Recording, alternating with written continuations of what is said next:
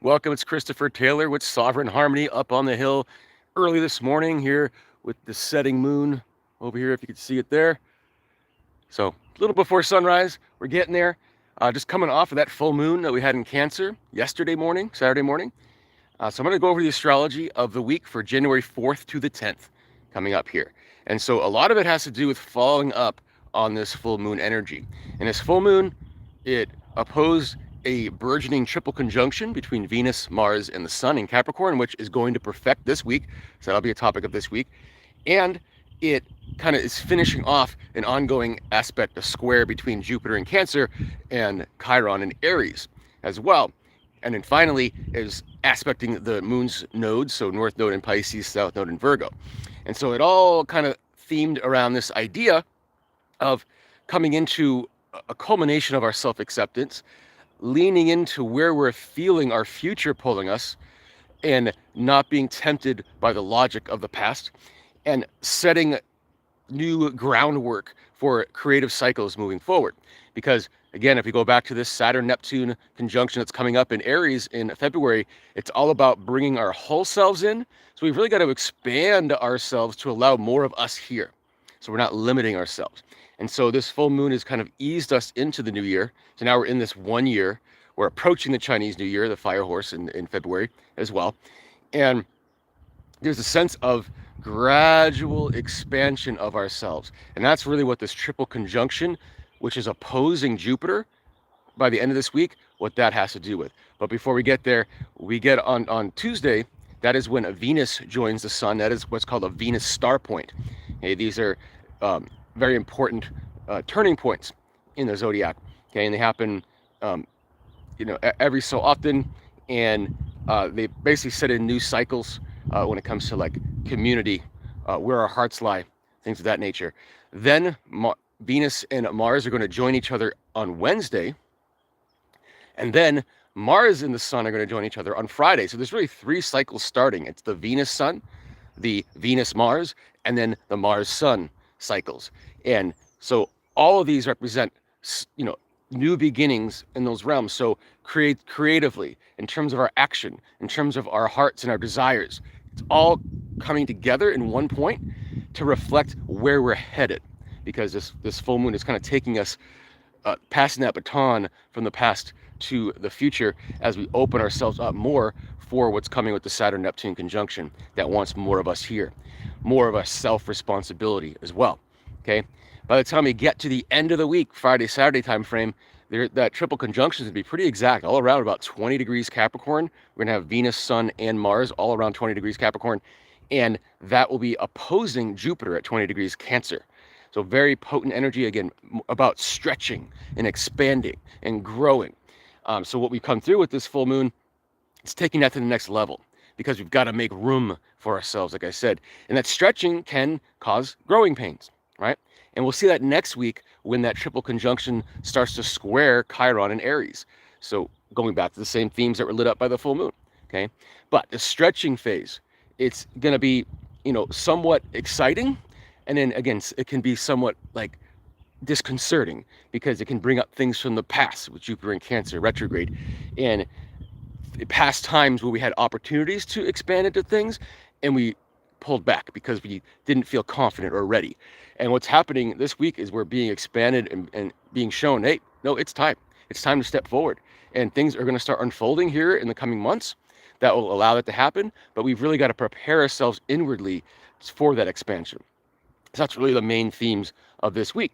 And that's, again, it's all for this coming Saturn-Neptune conjunction at 0 degrees Aries in February. So we're building toward that. And it's kind of a quiet buildup. It feels like 2025 ended, things were kind of busy. Now there's a settling happening. We're really settling in, and part of that triple conjunction in Capricorn, we're settling into the earth. Okay, we're grounding in those new cycles. At the same time, we're stretching ourselves in our ability to allow more. Okay. And speaking of that Saturn-Neptune conjunction, right now it's in the later degrees of Pisces. And, I've spoken about Saturn being the deception correction planet, and Neptune in Pisces being, collective deception and things like that. Okay. And what we're seeing is this toppling of things happening this week. I'd be amiss to ignore, and I don't want to get too much into the politics of the sides and whatnot, but just into the quality of the energy. We're heading into an energy that requires us to be more sovereign as individuals, more sovereign responsibility, okay? Bringing more of our souls in here. And any kind of collective regime, okay, prevents that. It keeps us small. It puts our dependency on that. And what we're seeing here with Saturn and Neptune in the later degrees of Pisces is this dissolution, this dissolving of regimes, okay? And we can even include this one that you might not think of, which would be what's happening in Minnesota. I mean, it's probably the tip of the iceberg. Many other states, doesn't matter about political sides, the way that money is laundered, inappropriately back to political leaders. That's being exposed for the purpose of being dissolved. Then you have what's happening in Iran, where there's an uprising, a little uprising of the people against the regime. And then what's happening in Venezuela, which is, you're seeing, different sides, different opinions.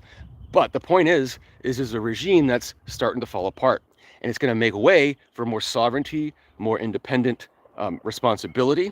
Okay, you can't have that with a collective regime that has all the power. Okay, that takes your power away. And so it's like the planet almost can't handle those kinds of approaches to power anymore. Any kind of abuse of power is being exposed and crumbling as we speak to make way for this new place that wants more of us on our soul level in our full being here on the planet, no matter where we are in the world. Okay, so the players are the players. It doesn't matter.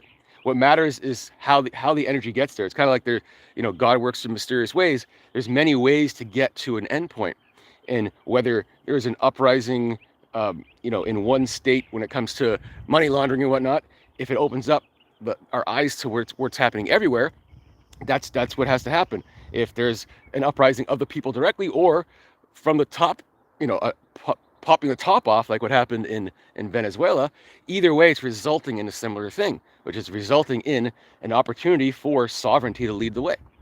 So it's all in line with where we're headed. But what we need to focus on, if you go back to the energies of this week, and not be distracted by anything outside of us unless it is directly affecting you. Just, again, focus on creating those new cycles, anchoring them in, allowing ourselves to stretch, because we need to hold a lot more of ourselves as we move forward through this year and beyond. This is just a start, the first year of many, of expanding into this theme of sovereignty, personal responsibility, and having more in all of us really present for our lives here. So we'll leave it at that. So an intense week in a way, but if we just focus on our immediate lives and let the outside world kind of figure itself out, that's really where we want to be right now. Put our mask on before we put the mask on someone else, right? And that's going to allow us to gently expand to, again, allow more space within us. So if you have any questions, please let me know. If you want to see where all this fits in your chart, we can do that as well. If you follow me on TikTok, Instagram, Facebook, YouTube, doesn't matter, but do find me. I'm Christopher Taylor, Sovereign Harmony, or Sovereign Harmony Astrology, wherever you find it. If you want more frequent written updates, that's where Facebook comes in handy. Otherwise, the videos will come in the other platforms. So enjoy your week, enjoy your Sunday, and we will talk to you soon.